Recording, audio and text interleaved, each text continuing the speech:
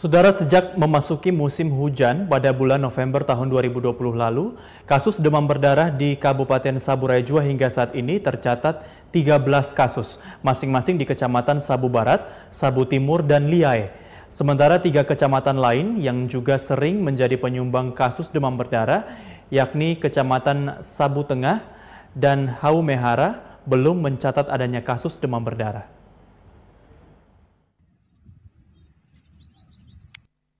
Demikian disampaikan Kepala Bidang Pengendalian Kesehatan Masyarakat pada Dinas Kesehatan, Pengendalian Penduduk dan Keluarga Berencana Kabupaten Saburai Jua, Urbanus Rohi, saat dikonfirmasi TVRI terkait perkembangan kasus malaria dan demam berdarah.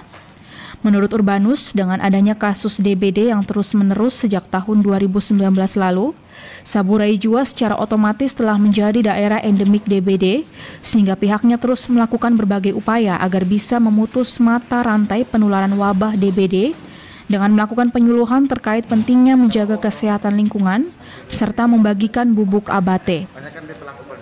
Untuk daerah-daerah yang sudah mencatat kasus DBD, dilakukan fogging fokus secara berulang. Yang pertama jentiknya diberantas, yang ketiga nyamuk dewasa, yang kedua nyamuk dewasanya yang diberantas. Nah, untuk jentik kita lakukan dengan larvasida tadi dengan pembagian abate. Nah, bagi nyamuk dewasanya kita fogging.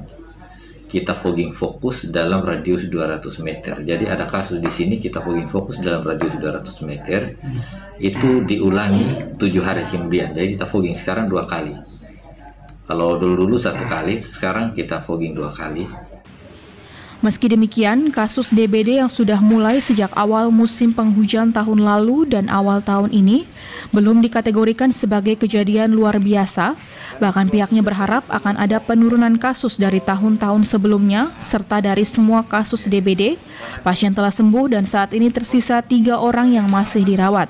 Sementara untuk kasus malaria, hingga saat ini belum tercatat, sedangkan pada tahun lalu hanya terjadi 4 kasus, yang juga merupakan kasus dari luar Sabu, sehingga secara umum, gambaran kasus malaria di Saburai Jua tercatat 0 kasus.